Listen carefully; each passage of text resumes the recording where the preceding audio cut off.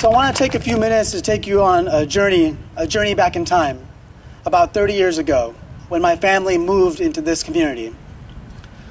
Back when I was a young child, and I used to walk with my brother. We used to walk through an orchard to go to a small little amusement park, which was a little piece of heaven called Frontier Village.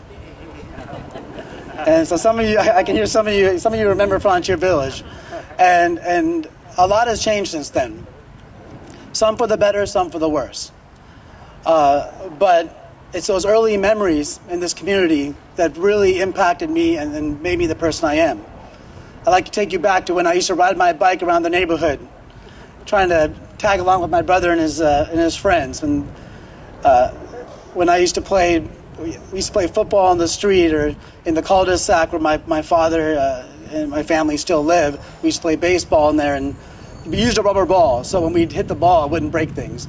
But but those are fun days, and I learned a lot, and I grew a lot in this community. I'd like to take you back down the street to Oak Grove High School, where I graduated and went on to ultimately graduate from law school with that foundation. And now, after being an attorney for over a decade, I can look back and I can see how much this community has given to me. And it fills me with a lot of gratitude. And I'm so thankful for this community, for the people, for the teachers, and for those that have been my mentors. It's with that sense of gratitude that I've dedicated my entire adult life to public service. And it's in that spirit that I announce today that I will be running for city council.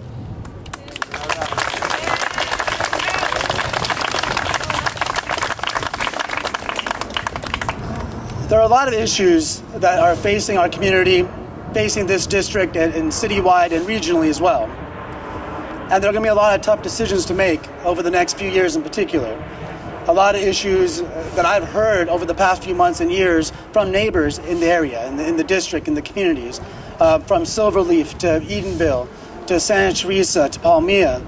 All throughout the district, I've heard issues regarding speeding, issues regarding the rise in litter and graffiti and the rise in property crimes, issues regarding sustaining some of the community assets we do have.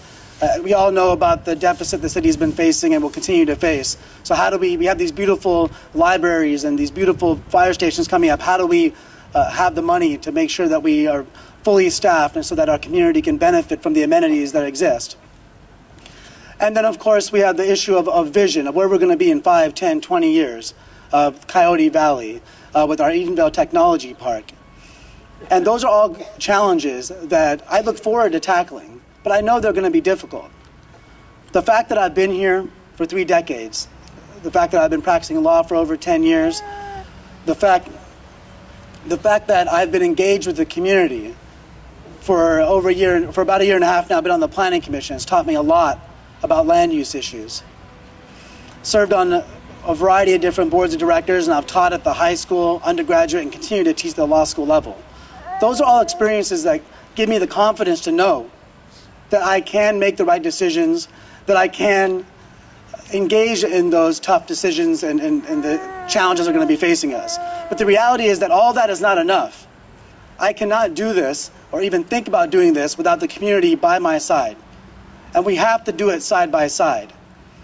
And so I ask all of you today, all of you from District 2, and all of you from around the San Jose community that are leaders in your own right, to stand with me and to stand shoulder to shoulder as I march through this campaign. Stand with me to tackle these issues and to deal with all of the problems as well as the good things that we have in our community. And so as I ask you to stand with me, I ask you to do so that I can bring the voice of the community to City Hall. And so that City Hall truly reflects what the community wants and what the community desires. And I can work with those leaders that are already on the City Council that are doing the good work and work with them with the voice of the community. So I'll just leave you with one last request of you, my fellow District 2 residents.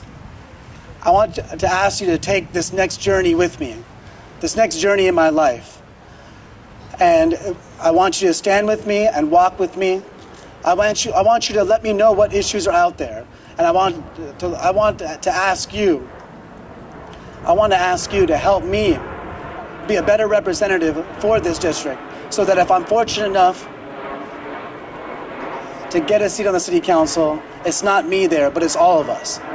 And so I thank you so much for being here today, and I look forward to meeting so many of you over the next few months to come. Thank you.